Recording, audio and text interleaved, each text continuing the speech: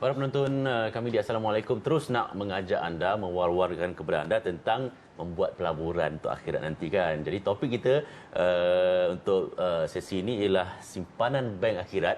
Saya bersama dengan Ustaz Muhammad Hassan Adli Yahya, wakil ataupun jurucakap Surau Al-Islah Seksyen 7 Shah Alam. Assalamualaikum Ustaz. Waalaikumsalam warahmatullahi wabarakatuh. Alhamdulillah. Ustaz, kita ambil keberkatan, kemuliaan bulan Rajab ni kan. Macam mana kita boleh manfaatkan sekaligus orang kata buat pelaburan untuk akhirat Ustaz. Baik, bismillahirrahmanirrahim. Assalamualaikum warahmatullahi wabarakatuh. Waalaikumsalam. Ardi, seterusnya para penonton TV Al-Jerah, mudah-mudahan semuanya sihat walafiat. Kita dah berada pada bulan Rajab ya. Sekejap sedar tak sedar kita dah masuk 9 Rajab dah hari ni. Betul. Jadi masya-Allah tak lama lagi Syaban kemudian Ramadan. Dan istimewanya bulan Rajab ni penonton sekalian, bulan ini merupakan bulan yang disebut sebagai bulan haram. Bulan haram ni antara bulan yang dimuliakan oleh Allah Subhanahu Wa Taala. Makna kata kalau bulan itu mulia, bermakna kalau kita melakukan amal ibadat pastilah pahalanya lebih banyak daripada bulan-bulan yang biasa. Ya, sebab tu tuan-tuan dan puan, bila sebut tentang bank simpanan akhirat ni, kan kita nak mengajak pada semua ya ibu ayah sekalian, penonton yang para dermawan sekalian, jom kita sama-sama buka tabung ya simpanan akhirat ni, kerana dalam Al-Quran surah Fatir ayat 29 Allah Taala menyebutkan iaitu 3 perniagaan yang tidak merugikan, iaitu baca Quran, solat dan juga infak. Jadi itu memang tak rugilah. Bank dunia ni ada waktu rugi, tapi akhirat ni tak akan ada kerugian. Kemudian dalam kalau kita tengok dalam surah Ali Imran ayat 133 dan 134. Ya, ringkasannya Allah Subhanahu Wa Taala berfirman, a'udzubillahi minasyaitonirrajim, wasari'u ila maghfiratin mir rabbikum ila akhiril ayah. Maknanya Allah Taala bagi tahu apa? Allah suruh kita bersegera untuk mendapatkan maghfirah, keampunan daripada Allah Subhanahu Wa Taala.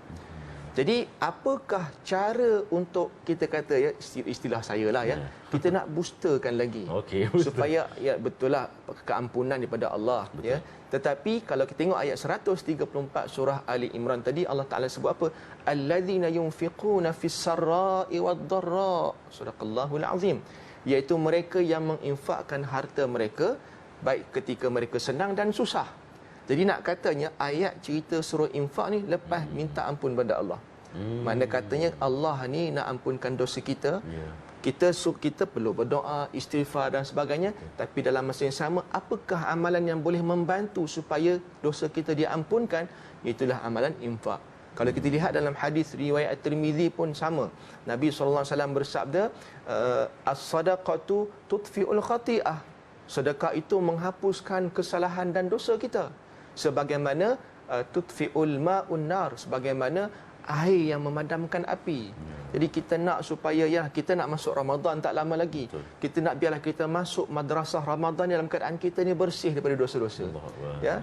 Kita tak lama sebulan lebih je nak masuk Ramadan, sebab tu mulai sekarang ni kita kena banyakkan amalan sedekah ini, infak ini, supaya kita dapat sama-sama diampunkan oleh Allah Subhanahu Wa Taala. Semasuk dah saya bercakap ni tuan-tuan dan puan sekalian. Lepas tu saya nak mengajak Ardi dan penonton semua, jom kita sama-sama untuk menyimpan ataupun membuka bank simpanan akhirat ini dengan kita infak ataupun wakaf ataupun sedekah ke surau projek wakaf Surau Al-Islah. Nombor akaun pun tertera dekat situ.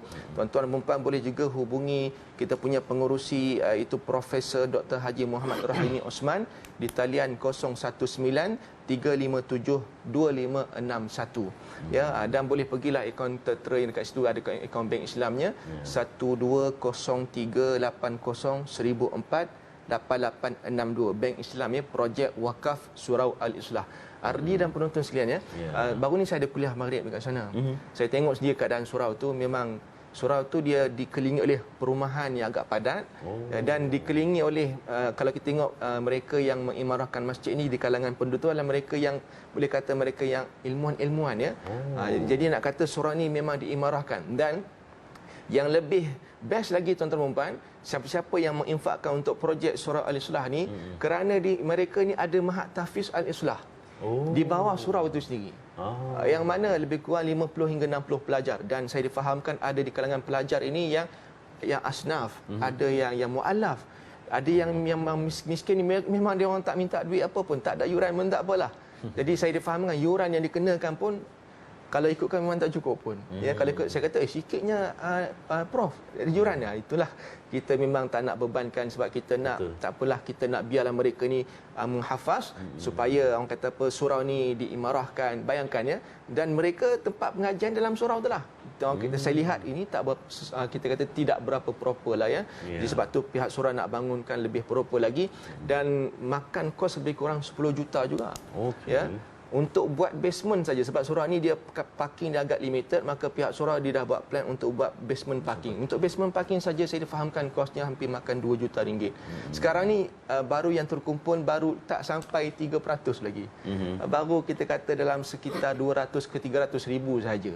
So perlukan lagi banyak lagi 9.7 juta lagi untuk menyiapkan projek ini, dan saya difahamkan pihak berwajib pun memberi kebenaran untuk membina surau ini setelah cukup 5 juta, maknanya separuh daripada 10 juta tu barulah boleh buat projek ni. Sekarang ni dia orang tak boleh buat apa.